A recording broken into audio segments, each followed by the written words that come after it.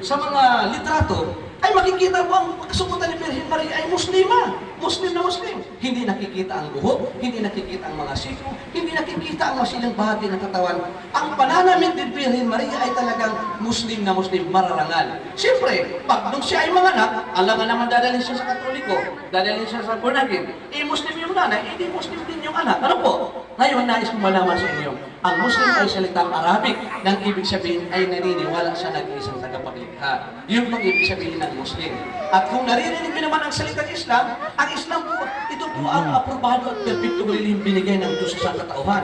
Hindi, huwag po tayo malungkot. Sapagkat sinabi ng Allah subhanahu wa ta'ala, Al-yawma akmaltu lakum dinakum wa atmamtu alaykum ni'mati wa raditu lakum al-Islam dinan. This day, I have perfected your religion for you, completed my favor upon you, and have chosen Islam as your religion. Sinabi ng Allah subhanahu wa ta'ala sa kanyang mga propeta, sa lahat ng mga disipulo, sa sangkatauhan, na sa mga araw na ito nilubos ng Diyos ng Allah ang kanyang paglingap sa atin. Ibinigay sa atin ang Islam bilang ating relihiyon. Ang Islam ay hinango sa salitang salam, na ibig sabihin ay kapayapaan. Total submission and obedience to the will of God, Allah. Ganap na pagsunod at pagsuko sa utos at batas ng Allah. Ano naman itong ating mga naririnig na iba't ibang sikta, relihiyon at denominasyon? Totoo po yan. Kasapagat ang relihiyon ay dalawa po. Ang isang relihiyon ay ang aprobado at perfectong relihiyon na binigay ng tagapaglikha sa Diyos ni Jesus, ang Allah, ang Islam. Ang ibang relihiyon, ito po ay man-made, gawa-gawa ng ating mga kapwa-tao. Halimbawa, Rizalista, hinango sa pangalan ni Jose Rizal. Budismo, hinango sa pangalan ni Buddha. Kristyanismo, hinango sa pangalan ni Jesucristo. Pero nabasa ba natin sa Biblia na sinabi ni Jesus na gumawa tayo ng ibang relihiyong maliban sa Islam? Hindi ito nabasa.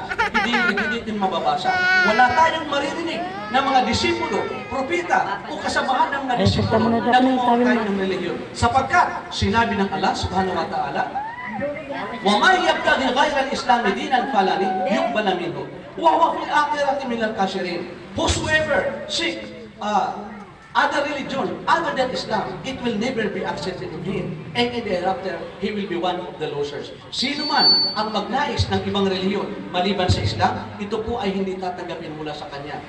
At siya ay kabilang sa mga talunan. Bakit? Sapagkat gumawa siya ng relihiyon maliban sa Islam. At ano ang karapatan ng taong gumawa ng relihiyon? May kalayaan nga sila. Subalit ito ay karumal-dumal, ito ay paglabat, ito ay paglabat, ito ay pagsuway. Sapagkat tingnan mo nga naman, ang yumayaman ay yung gumawa ng relihiyon. Limpak-limpak na sa lapit, 50% ang kanilang tithes and offering, at yung mga leader lamang ang siyang mas may income. At ang sasakyan ay talagang magara, ang bahay magagara. Pero ang mga membro, kawawa. Ano po? Pero hindi yan po ang point of view. Ang point of view, ang patungkol sa relihiyon, iisa lamang ang binigay ng Diyos sa katauhan. Ang Islam ay hindi hinango sa pangalan ng tao, lugar o bansa, o hayop o halaman o kalikasan. Ang ibig sabihin ng relihiyong Islam ay kapayapaan, ganap na pagsunod at pagsuko sa utos at batas ng Allah subhanahu wa ta'ala. Ngayon mga minuman kababayan, kahapon ay lumipas na. Mamaya bukas hindi natin alam ang mangyayari. Nais kong tayo bago tayo maghiwa-hiwalay, bago tayo ay mag-alisan dito, nais kong magkaroon kayo ng kasiguraduhan ng kaligtasan ng ating kaluluwa. Tunay na kapanatagan at kapayapaan. Ibig sabihin, nais ko na kayo ay maging kapanalig ni Birhen Maria, ni Jesucristo, lahat ng mga propeta. Nais ko na tayo na maging magsama-sama tayo sa pinakamagandang lugar, ang paraiso, na kung tawagin ay Jannah, ang pinakamagandang pagnatungan, ang paraiso na wala ng kamatayan, wala ng magtanda, wala ng problema. Yung tinatawag na paradise. Paano natin ito makakamtan? Sinabi ng propeta Muhammad sallallahu alaihi wasallam, ang sino man magsabi sa inyo mula sa kaiputuran ng kanyang puso na ganito, La ilaha illallah, walang ibang Diyos maliban sa Allah. At kapag bumabot sa ikaw katapusan ng iyong buhay at ito'y nabigkas mo, makakaasa ka sa awat habag ng Allah, makakamtan mo ang kasiguraduhan ng kaligtasan ng iyong kaluluwa, tunay na kapanatagan at kapayapaan. At bilang nais ko ipakilala sa inyo kung sino si Propeta Muhammad. Si Propeta Muhammad po ay huling sugo ng Diyos, ng Allah, huling propeta. So igalang natin ang lahat ng mga propeta. Ang pinakaunang propeta ay si Adan, Abraham, David, Moises, Jesus Christ. Si Propeta Muhammad ang huling sugo ng Allah. Kaya lahat natin sila ay igalang in espiritu, igalang po natin, mahalin po natin sila. So ang sino man ang magsabi mula sa kaibuturan ng kanyang puso ng ganito, ng La ilaha illallah, Muhammad Rasulullah, ako'y naniniwala na walang ibang Diyos maliban sa Allah at si Propeta Muhammad ang huling sugo ng Allah, makakaasa tayo sa awat habang ng Allah, makakanta natin ang kasiguraduhan ng kaligtasan ng ating mga kaluluwa. Tunay na kapanatagan at kapayapaan, alalaong baga, ililigtas tayo sa impyerno. Napakainam ang reliyon ng Islam, ang reliyon ng Diyos, sapagkat ang kababaihan pag namamatay ay hindi imbalsamador ang siyang hindi imbalsamador na lalaki na lasingko ang siyang hahawak. Kapwa babae ang siyang papaligo, magbibigay ng pabango, magdadamit sa kanya, babae ang siya maglilinis, magpapaligo sa kanya. Kapag babae ang pumanaw, ganyan sa Islam makatarungan. At hindi ka maiiyak, sapagkat babae nga ang naglilinis sa inyo. Ang lalaki naman ang namatay, lalaki rin ang siya magpapaligo, magpapabango, magdadamit sa kanya. At tunay nga, dahil hindi basura ang bangkay natin, hindi ito pwedeng sunugin, hindi ito pwedeng sunugin o kaya naman kung saan ilalagay. Siya ay dadamitan ng pinakamalinis na white cloth at siya ilalagay sa malamig na lugar. Yun ang tinatawag na paglilibing. Ibig sabihin kapatid, tayo ay lahat, ayaw man natin, tayo ay lahat ay hatong sa kabilang buhay. Kullu nafsin dha'iqatul maut. Lahat ng may buhay makakatikim, makakaranas ng kamatayan.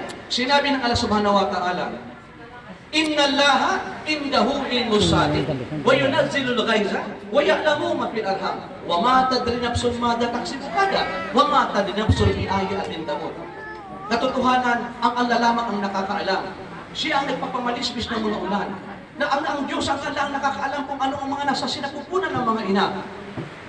No person knows what he will earn tomorrow, and no person knows what he will kung saan siyang lugar mamamatay. In what land he will die. Hindi siya walang nakakaalam. Tanging ang Diyos lamang. Kapatid, ang kamatayan, napilit natin tinatakasan, tinatakbuhan, iniiwasan. Ito ay 100% na darating sa atin. Hindi pwedeng magbayaman ang mga bata kasi may nasa sinapupunan na isinilang patay na. Lalo hindi rin pwedeng magmayabang ang may edad na. Sapagkat tunay nga na habang lumilipas tayo papalapit na sa bantay. Subalit, ito ay gayib. Inilihim ng Allah kung saan tayo mamamatay, kailan tayo mamamatay. Hindi natin alam kung sino ang mauna sa atin. Ang napakahalaga sa mga araw na ito ay magkaroon tayo ng preparasyon, kasiguraduhan ng kaligtasan ng ating kaluluwa. Kaya bago tayo mag-iwiwalay, tayo ay ating aalalayan. Sabihin natin ang sinabi ng mga propeta. Gawin natin ang ginawa ng mga propeta. Silang lahat sumaksi. Naniwala na walang ibang Diyos maliban sa Allah. Hindi ka magpapaawa ng Bigkasin natin ang ganito mula sa katuturan ng ating tsinelas. Ganyan po ang mga kamay kapatid sa kanang kamay. Sabihin niyo. Ganyan po ang kanang kamay. Sabihin ninyo, Ashhadu Allah ilaha illallah wa ashhadu anna Muhammadan abduhu wa rasuluh. Sa ating wika, ako'y sumasaksi at naniniwala na walang ibang Diyos na dapat sambahin maliban sa Allah.